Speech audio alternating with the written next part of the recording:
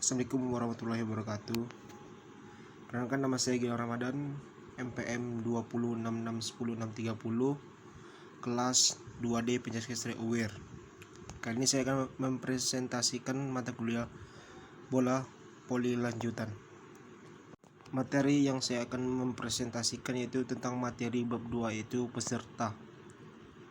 Bila saya akan masukkan materi yang pertama yaitu satu tim, yang kedua komposisi susunan tim. Satu tim boleh terdiri dari 12 pemain, satu coach, satu asisten coach, dan satu trainer, dan satu dokter medis. Untuk kejuaraan dunia dan pertandingan resmi FIPB, dokter medis harus mendapatkan akreditasi dari FIPB. Untuk kejuaraan dunia dan FIPB, untuk senior, satu tim maksimal boleh terdiri dari 14 pemain maksimal, 12 pemain biasa, dan 2 pemain libero. Kecuali libero, satu tim dari pemain adalah kapten tim. Dia harus diberi tanda dalam score sheet. Hanya pemain yang terdaftar dalam score sheet dapat memasuki lapangan dan bermain dalam pertandingan pada saat coach dalam kurung kapten tim menandatangani score sheet pemain saat terdaftar tidak dapat diganti. Yang ketiga yaitu lokasi tim. Para pemain yang tidak bermain harus duduk pada bangku cadangan atau berada di dalam daerah pemanasan. Pelatih dan anggota ragu yang lain duduk di bangku cadangan, tetapi sewaktu-waktu dapat meninggalkannya. Bangku cadangan untuk setiap tim terletak di samping meja pencatat di luar garis bebas. Selama pertandingan berlangsung, hanya anggota tim yang diperkenankan duduk di bangku cadangan dan ikut serta pada waktu pemanasan. Pemain yang tidak bermain dapat melakukan pemanasan tanpa bola pola selama pertandingan di dalam daerah pemanasan. Selama waktu time out dan technical time out pada daerah bebas di belakang daerah lapangan permainannya. Selama pergantian set, para pemain dapat melakukan pemanasan dengan bola di daerah bebas. Yang keempat yaitu perlengkapan. Perlengkapan pemain terdiri dari baju kaos, celana pendek, kaos kaki seragam, dan sepatu olahraga. Warna dan desain baju kaos, celana pendek, kaos kaki harus seragam kecuali libero dan bersih untuk seluruh tim. Sepatu harus ringan dan elastis dengan bersol karet atau kulit tanpa tumit dan kurung hak. Untuk kejuaraan dunia dan pertandingan resmi FIB, warna sepatu harus seragam untuk setiap regu, tetapi boleh berbeda merek dalam warna dan desain. Baju kaos dan celana pendek harus mengikuti standar FIPB. Baju kaos pemain harus diberi nomor dari 1 sampai 18 untuk kejuaraan dunia dan pertandingan resmi FIPB. Baju pemain harus diberi nomor 1 sampai 20. Nomor harus ditempatkan pada baju kaos di tengah depan dan di tengah belakang. Warna dan terangnya angka harus berukuran tinggi 4 sampai 6 cm dan lebar garis yang membentuk angka minimal selebar 1 cm. Pada bahu kaos kapten tim, di bagian dada harus terdapat garis berukuran 8 x 2 cm di bawah nomor dada. Dilarang menggunakan seragam dengan warna yang berbeda dengan anggota pemain yang lain, kecuali libero dan atau tanpa nomor sesuai. Nomor 5 yaitu pergantian perlengkapan. Wasit pertama dapat mengizinkan seseorang pemain atau lebih untuk bermain tanpa sepatu. Dalam kejuaraan FIPB atau kejuaraan resmi dilarang bermain tanpa sepatu.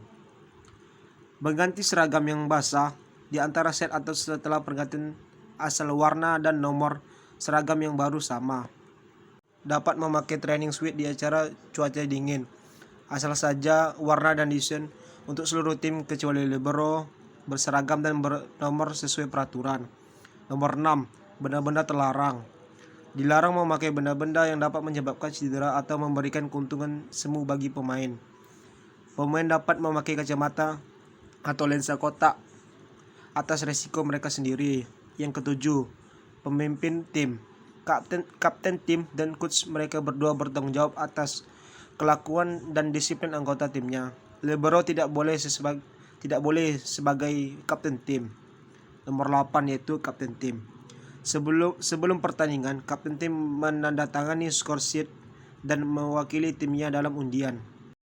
Selama pertandingan berlangsung dan pada saat berada di dalam lapangan, kapten tim adalah kapten dalam pertandingan.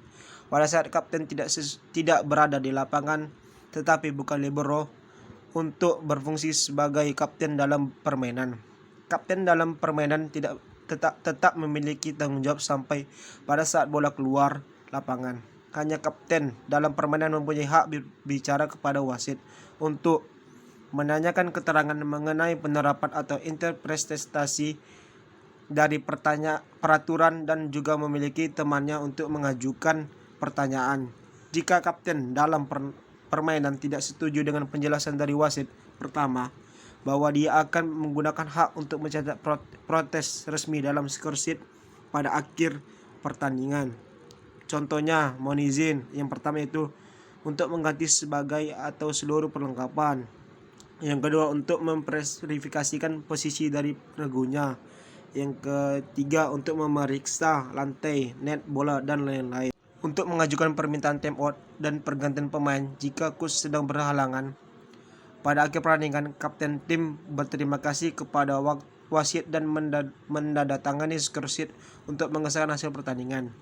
Jika sebelumnya sudah memberitahukan wasit pertama, dia dapat menyatakan dan mencatat protes resmi pada scoresheet berkenaan dengan penerapan atau interpretasi peraturan oleh wasit. Yang ke-9, coach. Selama pertandingan, pelatih mengatur timnya dari luar lapangan permainan. Dia memilih pemain yang main pertama, pergantian, dan meminta time out dalam menjalankan tugas yang ini dia berhubungan dengan wasit kedua. Sebelum pertandingan, pelatih mendaftarkan atau memeriksa nama-nama dan nomor dari pemainnya dalam scoresheet, kemudian menandatanganinya. Selama pertandingan, coach sebelum dimulai tiap set memberikan daftar posisi yang telah diisi dan ditandatangani kepada pencatat wasit kedua. Duduk di bangku cadangan dekat dengan pencatat tetapi tidak dapat meninggalkan tempat itu. Majukan time out dan pergantian pemain.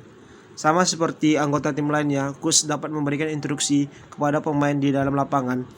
Coach dapat memberikan instruksi dengan berdiri atau berjalan pada daerah bebas di depan bangku cadangan tim, mulai dari perpanjangan garis serang sampai dengan daerah pemanasan, tanpa mengganggu atau memperlambat sebuah pertandingan. Untuk kejuaraan dunia dan pertandingan resmi, FIPB, coach dibatasi untuk menjalankan fungsinya di belakang garis batas coach. Yang ke-10 yaitu assistant coach. Assistant coach duduk di bangku cadangan, tapi tidak berhak ikut campur di dalam pertandingan. Bila coach berhalangan dengan alasan apapun termasuk terkena sanksi atau atas permintaan kapten dengan persetujuan wasit pertama, assistant coach dapat mengganti atau mengambil alih fungsi dari pelatih. Mungkin sekian saja hasil presentasi saya yang bisa saya lakukan, lebih kurang mohon maaf. Assalamualaikum warahmatullahi wabarakatuh.